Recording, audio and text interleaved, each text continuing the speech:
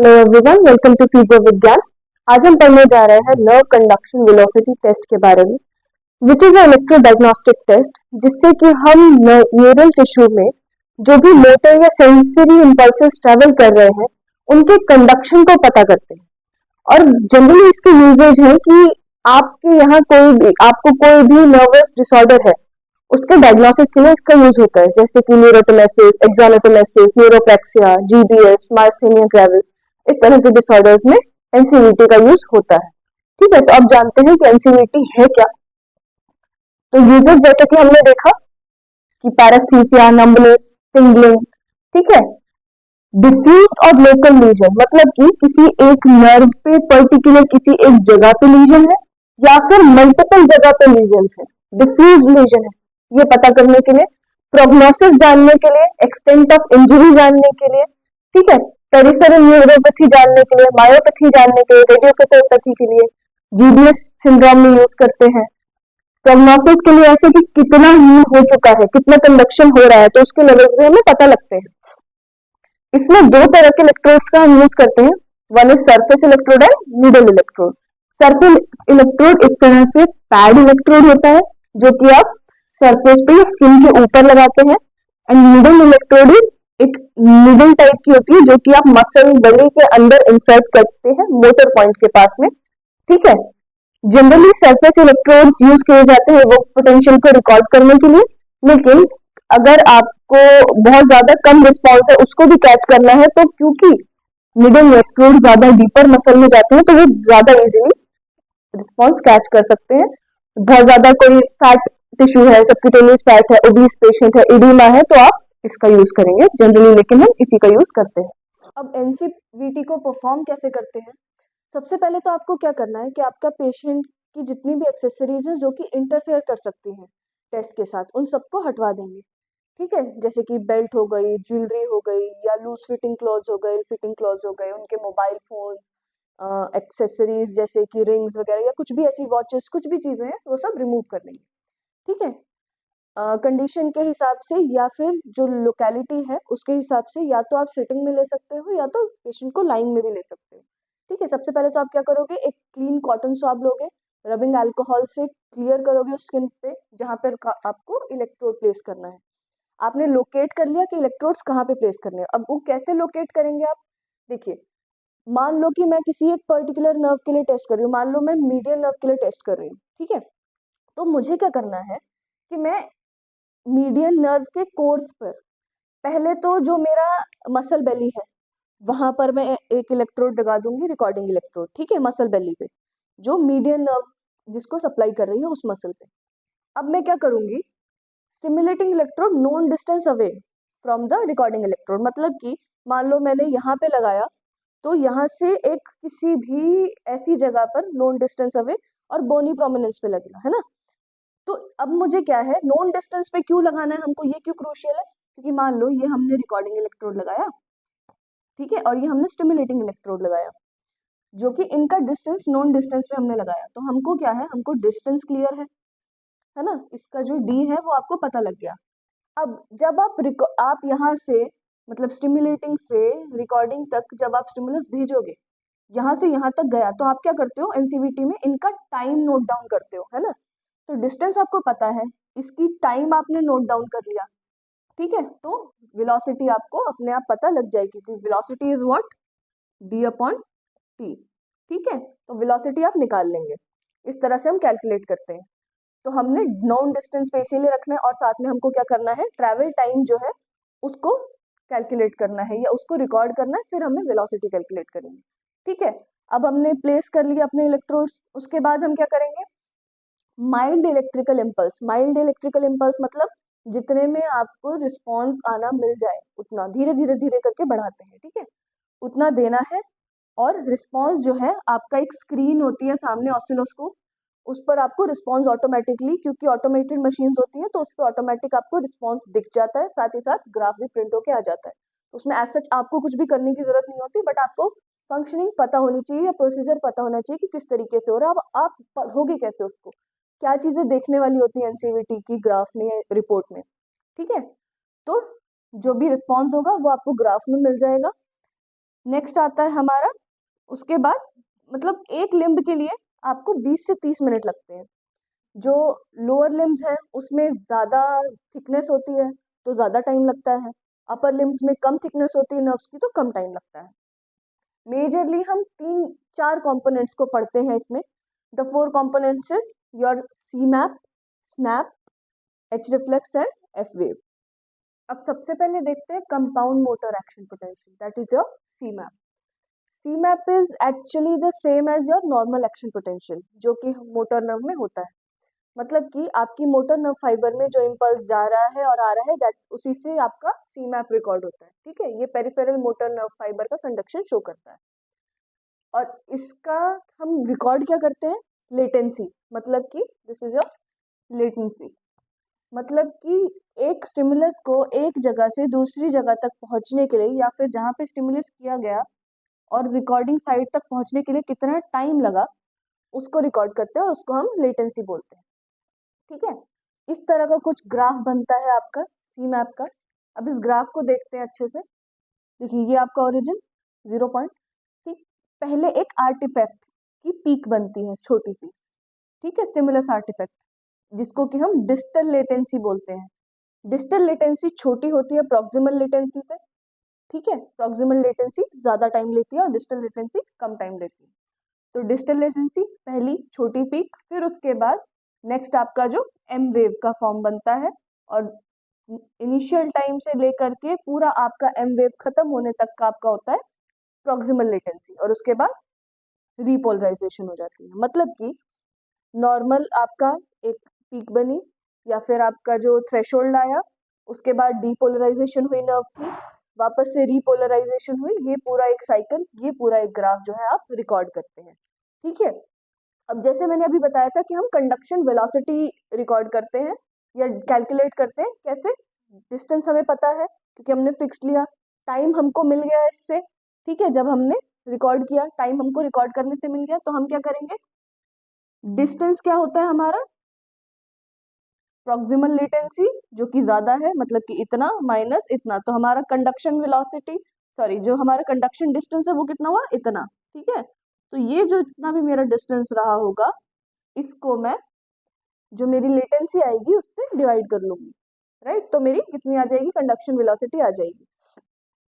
ठीक है, 2 पॉइंट्स पर हम स्टिमुलेट करते हैं या 2 पॉइंट्स पर हम रिकॉर्ड करते हैं, एक डिस्टली और एक प्रॉक्सिमली, ताकि हम उसका अच्छे से कैलकुलेट कर सकें। और प्रॉक्सिमली वाला जो होता है वो ग्रेटर टाइम लेता है, जो आपका डिस्टल होता है वो कम टाइम लेता है, और इसके बीच का जो डिफरेंस होता है वो हमारा कंडक्शन डिस्टेंस होता है, जिसको कि लेटेंसी से डिवाइड करके हम कंडक्शन वेलोसिटी निकालते हैं। राइट, इतना ही था हमारा कंपाउंड मोटर एक्शन पोटेंशियल। हमारी मेजर नर्व्स में इसको कैलकुलेट कर सकते हैं नॉर्मली, जो आपका मसल का एक्शन पोटेंशियल होता है मेजर, उसी में इसको कैलकुलेट किया जाता है। तो ये it is the same as your normal action potential या मोटर एक्शन पोटेंशियल, एमयूएपी। ठीक है, नेक्स्ट आ जाता है आपका सेंसरी नर्व। अभी तो हम मोटर नर्व का नॉर्मल कोर्स में देख रहे थे, अब आ जाते हैं सेंसरी नर्व। सेंसरी या फिर स्नैप।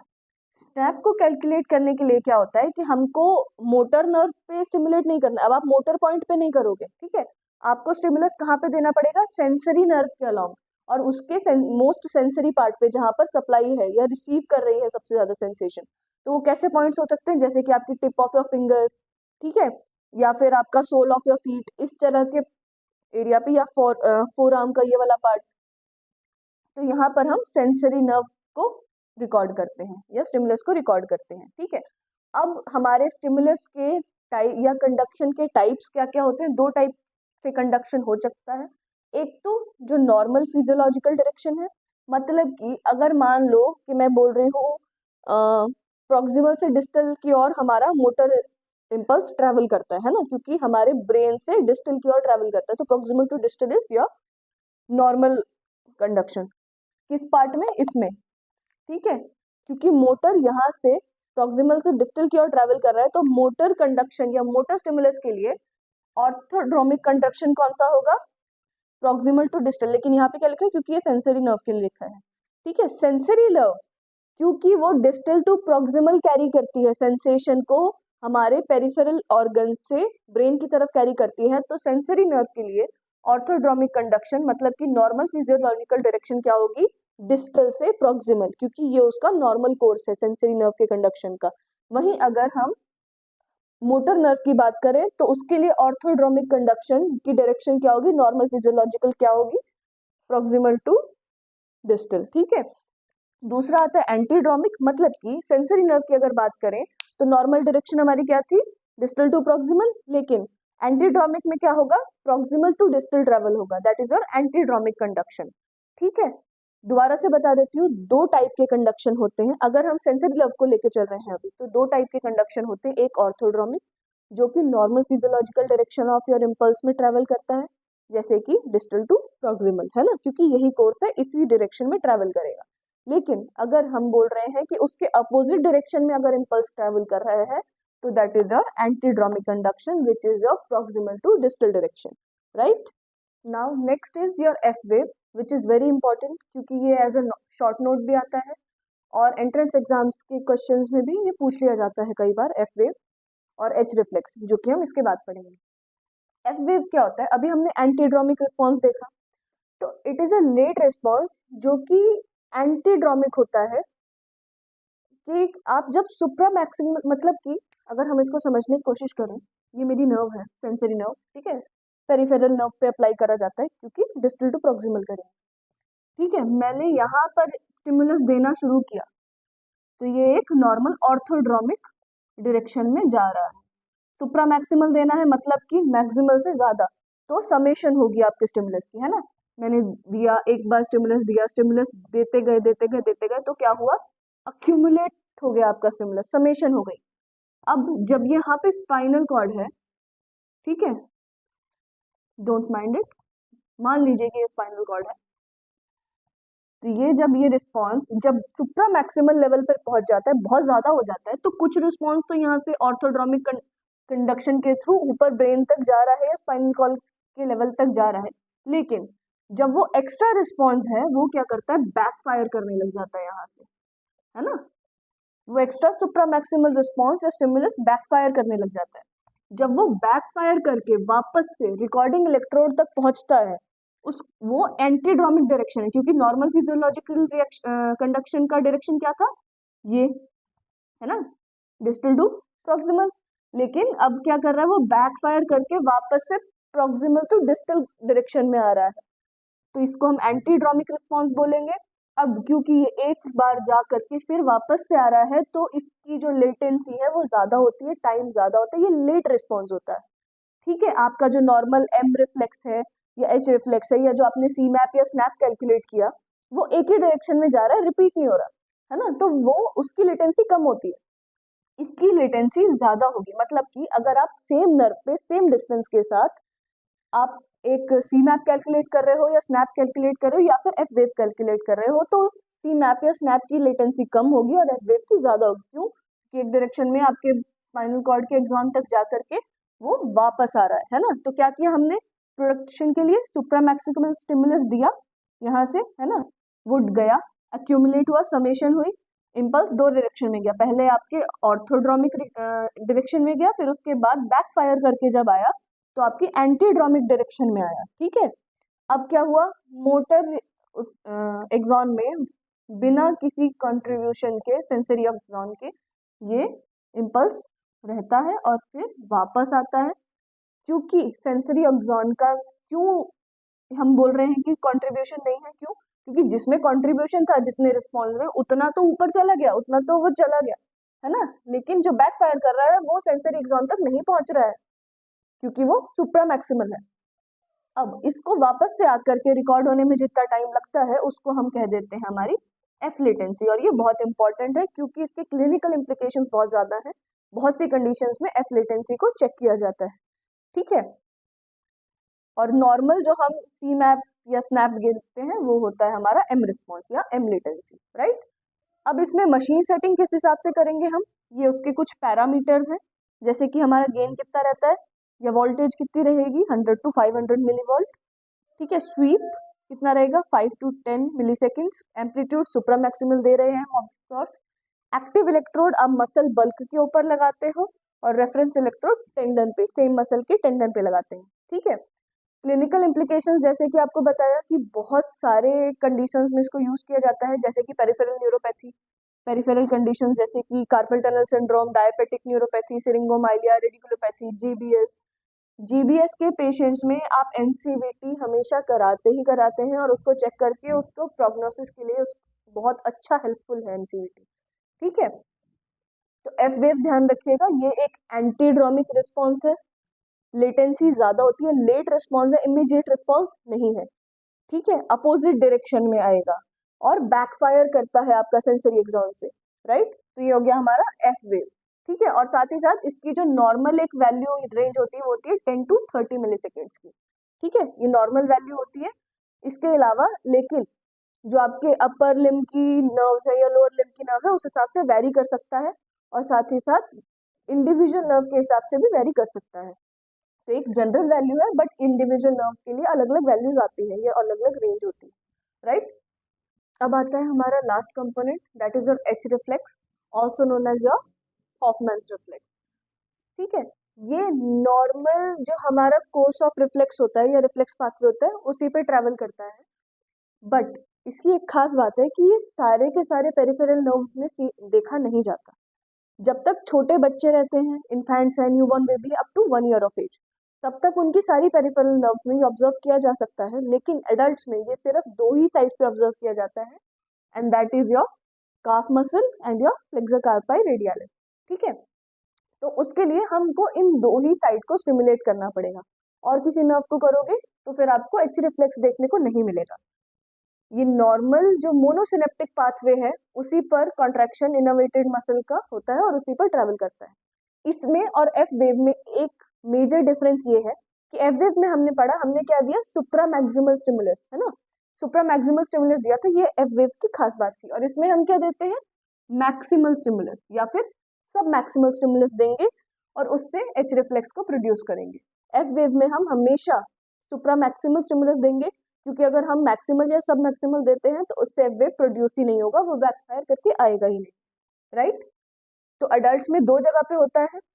अब अगर हम एक एग्जांपल लेकर के हम काफ मसल की बात करें तो उसका प्रोसीजर क्या रहेगा, सिटिंग में नी फ्लेक्स टू 120 डिग्री आप पेशेंट को लोगे और आप फोर्स प्लेट लगा दोगे फुट के अंदर। कहाँ पर लगाओगे, साइट ऑफ फुट और एंकल। ठीक है, अब अगर आपको पूरी काफ का रिस्पॉन्स देखना है तो, और सोलियस मसल का सिर्फ देखना है, काफ के लिए हम क्या प्लेसमेंट करेंगे, हमारा जो एक्टिव इलेक्ट्रोड या फिर जो स्टिमुलेटिंग इलेक्ट्रोड है वो कहाँ पे होगा, 2 cm या 2 centimetre distal to the insertion of your tendino Achilles, tendino Achilles के ऊपर लगेगा 2 cm उसके इंसर्शन से पहले। ठीक है, और हमारा डिफरेंस इलेक्ट्रोड कहाँ रहेगा, आपके जो स्टिमुलेटिंग इलेक्ट्रोड है उससे 5 सेंटीमीटर और ऊपर। तो डिस्टेंस हमारा क्या हुआ, ऑलरेडी फिक्स्ड है, राइट। अब नेक्स्ट आ जाता है सोलियस के लिए, अगर हमें सिर्फ करना है तो हम टीबियल ट्यूबरोसिटी से लेकर के जो हमारा लेटरल मेलियोलस है उसके बीच में एकदम हाफ वे डिस्टेंस पर क्या करेंगे, हम एक्टिव इलेक्ट्रोड को लगाएंगे और रेफरेंस इलेक्ट्रोड कहाँ लगाएंगे, पीछे की साइड जो हमारा सोलियस मसल का टेंडन है, ठीक है, टीबियालिस एंटीरियर के मीडियली और प्रॉक्सिमल साइड पर जो हमारा टीबियालिस सोलियस मसल का टेंडन है उसके ऊपर हम रेफरेंस इलेक्ट्रोड लगाते हैं। तो इस तरह से हम एच रिफ्लेक्स कैलकुलेट करेंगे।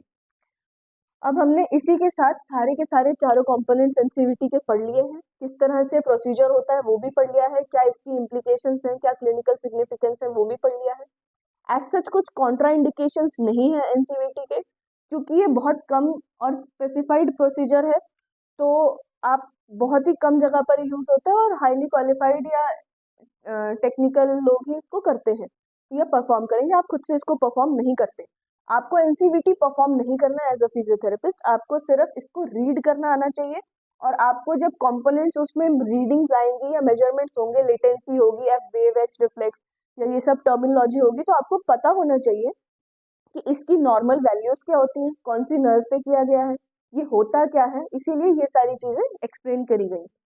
अगर इसके बारे में आपको कुछ भी डाउट हो, कुछ समझ में नहीं आया या कोई चीज आप चाहते हो कि बहुत अच्छा डीपली, क्योंकि ये बहुत सुपरफिशियल बताया गया है ताकि ये टॉपिक एक जनरल आइडिया हो जाए आप लोगों को इसके बारे में, अगर कुछ डीपली भी आपको जानना है या और कुछ डाउट्स हैं तो आप और पूछ सकते हैं। Thank you.